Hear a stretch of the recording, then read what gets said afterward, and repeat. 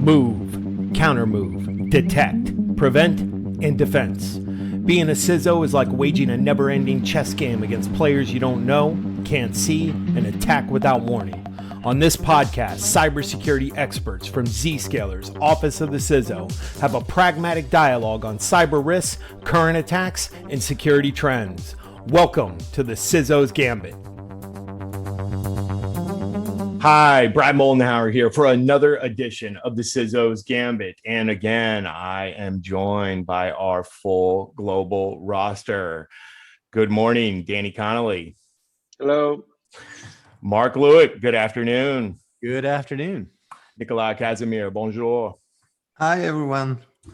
And today on this edition of the CISO's Gambit, we are going to be talking about, well, something not exactly new, maybe old, but still new, if that makes sense. We're going to be talking about the 25-year-old technology known as virtual private networking. And Danny, as I understand it, you have recently prepared a piece that's going to be published to introduce us as to why we are talking about a 25-year-old technology. Take it away. 3 days ago, there was a vulnerability disclosed that is from the Pulse Connect Secure remote access solution. Basically, it's a commonly used SSL remote access solution that allows users to connect to a corporate network remotely. It's kind of the normal discussion about why why legacy VPN solutions and that exposure of your VPN service to the internet is a ticking time bomb. You are one vulnerability away from a major breach and a ransomware issue. So just wanted to kind of get this article out and really drive the importance of getting off that legacy VPN type solution. And let's just kind of open it up. I'm curious on your thoughts. Well, I mean, yeah, it almost, I hate to be cliche on this, but it's like another week, another VPN vulnerability, right? That's right. I mean, doesn't that just kind of seem like what this is? I mean, again, this is something that, I had to deal with as well. In my previous role, we had, 3 VPN concentrators spread across 3 different continents, all of them with that publicly exposed inbound listener. And of course, I remember the nightmare that would ensue when a 0-day, update or CVE was released for these. Because again, okay, as a security practitioner, I understand the risk, but we all have operational responsibilities as well. Just because something says, hey, this can be, exploited any second now, you just can't apply those to your production environment, especially when you've got remote users in the wild that are leveraging that. That was one of the big operational challenges I always had. And, I always thought, I was like, look, IPsec and SSL VPNs, they certainly serve their purpose. But a few years ago, I just said there has to be a better way. For our listeners, I'm the old man of the village, right? I've been 25-year security practitioner. And I got to say, 20 of those 25 years, and I want to say like 22 of those 25 years, I never heard of a single VPN vulnerability. And suddenly they're starting to hit us rapid fire. Now, the question is this because it's 25-year-old technology, or is that because suddenly some threat actors are recognizing, hey, hang on a second here, you're building a tunnel into your own network that's where I want to get to. That's the good stuff. Is this a focus issue or is this an age issue? If it's a focus issue, then the architecture is wrong. If it's an age issue, well, then maybe there's a technological solution to this. Yeah, it's a good call. A focus issue that is also reinforced by the current situation where all of the user is now remote and then the needs for those VPN is higher than ever. So I do think that attackers were paying much more attention to those remote access than previously. That's for sure. But I also want to rephrase a bit, and I would say that we are very lucky to be within Zscaler, to have that solution that is, covering the attack surface risk, reducing that attack surface risk, and having, that architecture that is basically using only egress traffic from the data center of the cloud environment, which is changing everything, because we should be facing that reality. We are calling VPN a legacy architecture because we have a new way of connecting those users to the application. But those companies who are still laying on those VPN, I think that we also have to discuss about the fact that basically on VPN way of connecting application, we are kind of giving some rights to an IP address, and this is the old way of giving authorization. Whereas in our ZPA solution, we are much more giving authorization based on a verified identity, and we are not providing any network access to the data centers and so on, which is also a limiting factor for lateral movement. And this is clearly one of the highlights of our product.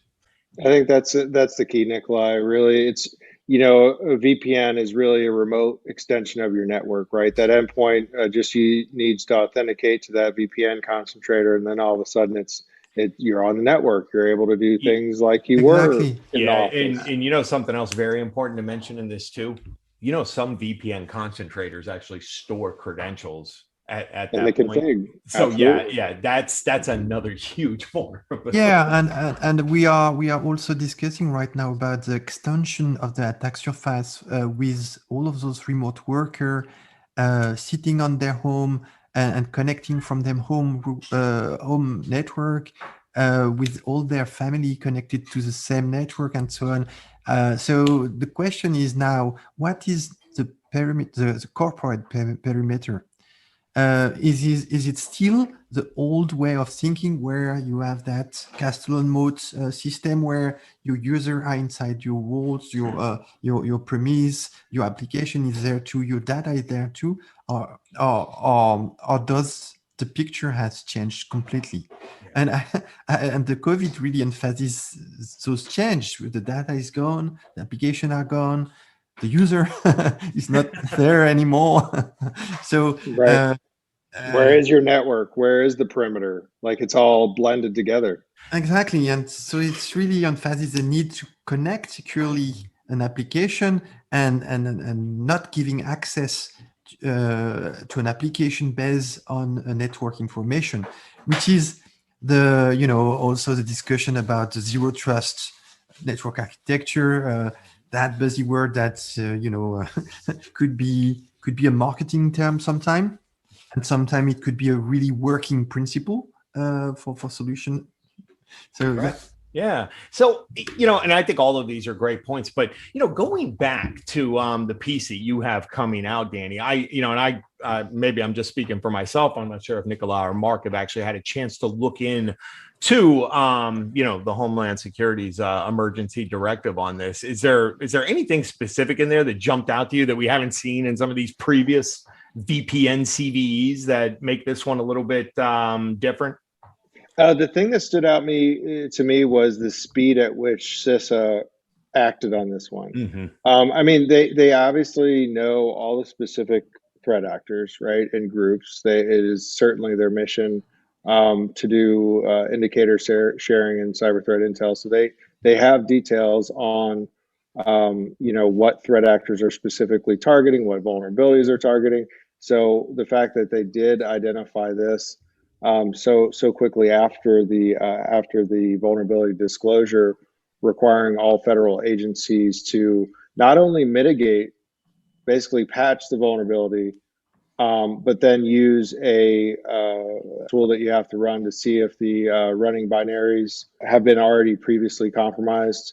Right. And it's basically, in my opinion, by the time vulnerability disclosure comes out, you're already done. Right. Like, that whole process isn't a good process. Like, it takes time to get through that. So it's like, by the time you hit that, what has been lost? So anyways, it's patch the vulnerability and then and run that tool and report back. So I got a question, I guess. Are we to believe that some of the more offensive security tools out there, your Metasploits, Core Impacts, have those already been updated with this exploit? So like, red teamers and even malicious actors can now start exploiting these CVEs on these concentrators? I haven't looked, but the fact that there's exploit code publicly available, or that there have been exploit attempts seen in the wild, it means it's in the public domain, and it's a matter of time before that gets reversed and then put into a toolkit like Metasploit. Right. So it's literally a race.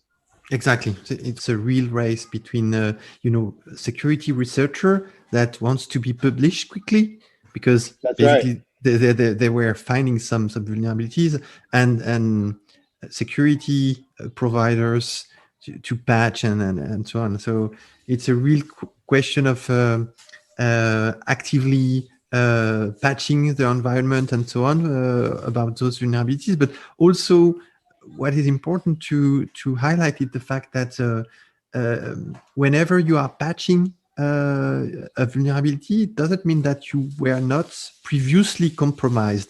Then the attacker can be still there even if you have patched your systems, and so you shouldn't be considering that, okay, you're patched, that's okay, nothing went wrong, and it's a real burden, all of those vulnerability, because you still have that uncertainty that an attacker were already exploiting those vulnerability and is already within your perimeter.